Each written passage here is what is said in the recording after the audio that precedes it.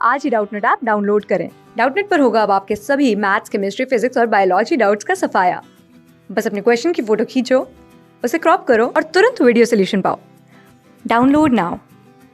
प्रश्न दिया है, नीचे दर्शाए गए परिपथ में वोल्ट मीटर और अमीटर के जो पाठ्यांक है वह क्या होंगे बताने हैं, और उसके अनुसार हमें यहाँ पे 4 विकल्प दिया गया और इस तरह से हमारे पास 2 परिपथ है, परिपथ 1 और परिपथ 2। तो देखिए हम लोग जानते हैं कि जो हमारे पास आइडियल वोल्ट मीटर होता है, ठीक है, आइडियल या फिर जो आदर्श वोल्ट मीटर होता है, इसे VG के रूप में इस तरह से दर्शा सकते हैं।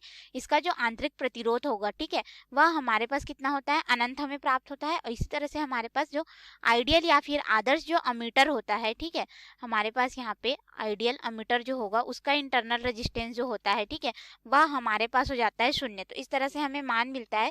तो देखिए इस तरह से अगर हम लोग परिपथ 1 में यहाँ पे देखेंगे 10 ओम का प्रतिरोध लगा हुआ है, 10 वोल्ट के विभव के साथ जुड़ा है, और यहाँ पे V1 और यहाँ पे A1 यानी कि अमीटर लगा हुआ है, ठीक है। तो सबसे पहले हम लोग इस परिपथ के लिए जो है तुल्य धारिता का मान निकालेंगे। तो यहाँ पे देखिए ये हमारे पास हो जाएगा तुल्य धारिता का मान 1/R इक्विवेलेंट बराबर हमारे पास यहाँ पे क्या हो जाएगा, ये हमें दर्शाया गया है। और इस परिपथ के लिए हम लोग मान को देखेंगे तो यहाँ पे देखिए क्या होगा कि 2 प्रतिरोध जो है समानांतर में लगे हुए हैं, ठीक है। और यहाँ पे हमारे पास ये जो वोल्ट मीटर है, वोल्ट मीटर का भी तो यहाँ पे इंटरनल रेजिस्टेंस होगा, तो उसके अनुसार ये और ये वाले मान क्या हो जाएंगे, आपस में समांतर में हो जाएंगे, ठीक है, प्रतिरोध। तो इसके अनुसार हम लोग क्या करेंगे, यहाँ पे रखते जाएंगे मान, तो 1/R1, फिर यहाँ पे हो जाएगा धन 1/R2।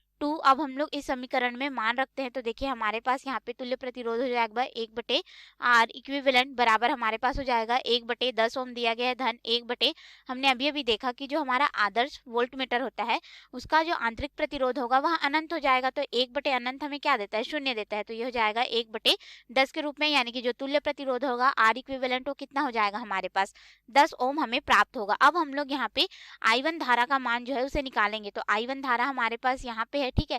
तो I1 धारा हमारे पास ओम के नियम के अनुसार हो जाएगा विभव V/R के रूप में, ठीक है। तो विभव V बटे प्रतिरोध R, तो ये R इक्विवेलेंट होगा। तो विभव V का मान हमारे पास कितना दिया गया, 10 वोल्ट, और हमने प्रतिरोध का मान 10 ओम निकाला है, यानी कि ये हमारे पास हो जाएगा 1 एम्पियर का हमें यहाँ पे धारा मिलेगा I1 का मान, ठीक है। अब हम लोग यहाँ से V1 का मान देखें तो V1 कितना हो जाएगा, हमारे पास 10 वोल्ट होगा, क्योंकि इतने का ही बैटरी लगा हुआ है। तो हमने I1 और V1 निकाल लिया। अब हम लोग ये पहले सर्किट के लिए देखें। अब हम लोग दूसरे परिपथ में आते हैं। दूसरे परिपथ में हमारे पास यहाँ पे 10 ओम और 10 ओम के प्रतिरोध लगे हुए हैं, साथ ही यहाँ पे V2 वोल्ट मीटर लगा हुआ है। तो इसका भी इंटरनल रेजिस्टेंस हमारे पास क्या हो जाएगा, अनंत हो जाएगा, ठीक है।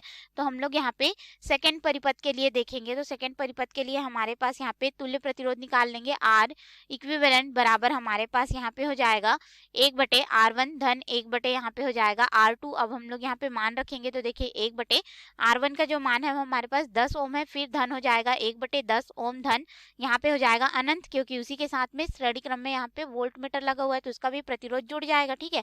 अब देखिए अनंत में हम लोग कुछ भी जोड़े हुआ तो अनंत हो जाता है, यानी कि ये हो जाएगा 1/10 धन यहाँ पे हो जाएगा 1/अनंत, और यह फिर से हमारे पास 0 हो गया। अर्थात हमारे पास यहाँ पे R इक्विवेलेंट का मान कितना होगा, 1/R इक्विवेलेंट का 1/10, यानी कि फिर से हमें यहाँ पे तुल्य प्रतिरोध R इक्विवेलेंट का मान कितना मिल रहा है, 10 ओम हमें यहाँ पे प्राप्त हो रहा है, ठीक है।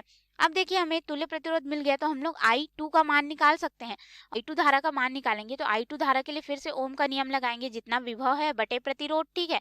तो हमारे पास यहाँ पे आ जाएगा विभव का मान 10 वोल्ट की बैटरी लगी हुई है, वही पूरे सर्किट में विभव का मान होगा, और फिर बटे में हो जाएगा R इक्विवेलेंट जो कि 10 ओम है, यानी कि ये हो जाएगा फिर से हमारे पास 1 एम्पियर।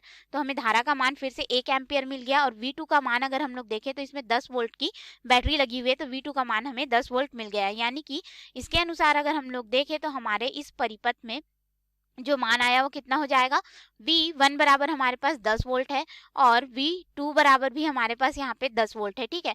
I1 का मान हमारे पास यहाँ पे अगर देखें तो हमें प्राप्त हुआ है, I1 का मान जो है वह 1 एम्पियर हमें प्राप्त हुआ है, और I2 का भी मान अगर हम लोग देखें तो वो भी हमें 1 एम्पियर मिल रहा है। तो इसके अनुसार विकल्प में आएंगे तो विकल्प A दिया है V2 बड़ा है V1 से, नहीं, दोनों बराबर है, तो ये विकल्प तो गलत हो गया। B दिया गया है V1 बराबर है V2 के, बिल्कुल सही है। I1 बड़ा है I2 से, तो ये गलत है क्योंकि दोनों का मान 1-1 एम्पियर है, तो बी गलत हो जाएगा। सी V1 बराबर है V2 के, I1 बराबर है I, बिल्कुल सही हो जाएगा सी विकल्प। डी दिया गया है V2 बड़ा है VT3, ये गलत हो जाएगा हमारा, यानी कि सही विकल्प जो है हमारा सी विकल्प होगा इस प्रश्न के लिए। धन्यवाद।